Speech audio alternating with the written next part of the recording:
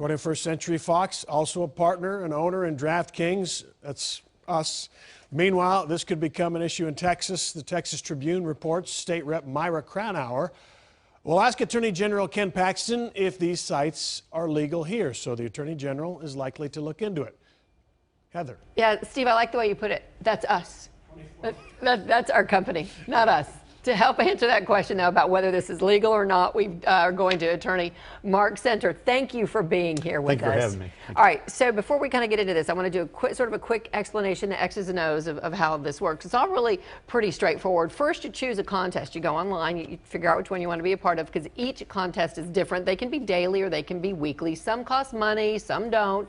Then you got to pick your players for those contests. You're given a salary based on how much money you put down. Once you've reached the cap, you can't buy any more players. Then you wait, you score the points based on how well your players did. When the contest is over, you find out whether you won money or you lost money. That's all there is to it. It sounds a little convoluted, but people get into it, I guess. Is it gambling, Mark, or is it not? People are winning well, or it's kind losing. of like when you know it, you know it. And Yeah. Heather, it was great when you're putting together a team and you're picking players with skill, but they kind of got over their ski tips a little bit. And they kind of expanded out into NASCAR and MMA and golf, and some of that just didn't, you're not putting together a You're team on saying that. there's no skill on choosing the MMA winner? I'm not saying that, but you've hit the nail on the head. What it's coming down to, the New York AG says, this is a game of chance, not of skill. And that's what it's going to come down to.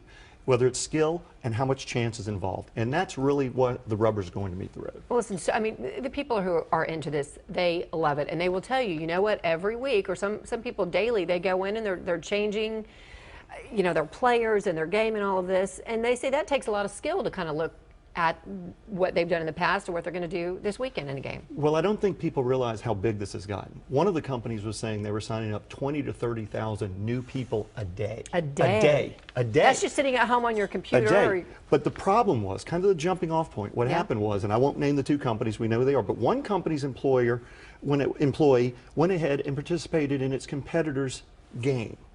And he won $350,000 and beat out 200,000 other players. It's a huge amount of money. It is, but the point was whether it was insider trading, and that's what the New York AG seized upon. That's the red flag. That's what was the tipping point. So do you think because these people who love this game in New York, now that the Attorney General has spoken up, they're filing, you know, a lawsuit? Do they have a case, do you think? Well, what happened is the AG in New York said, nobody from New York, none of my residents, I'm going to protect my residents, none of my residents in New York, because he's the top law official. Of course, right. None of them can participate. So he doesn't affect the other people in the rest of the country. But yeah, they're out in force. They're because they've got to.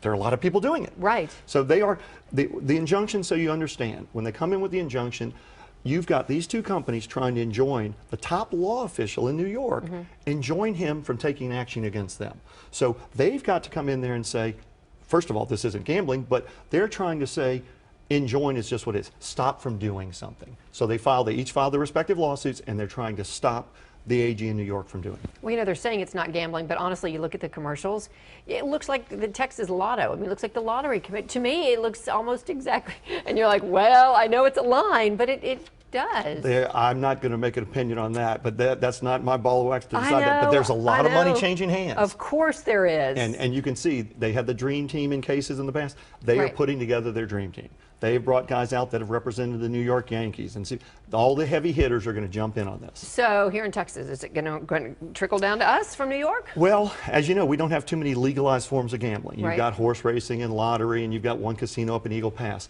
So I really think what's going to happen, because you've got New York, you've got Nevada, you've got Florida, Massachusetts, where one of the companies is based, I think what you're going to have is everybody, and we saw the lead in, everybody's going to say, hey, Mr. Paxton, all these other AGs are looking at it.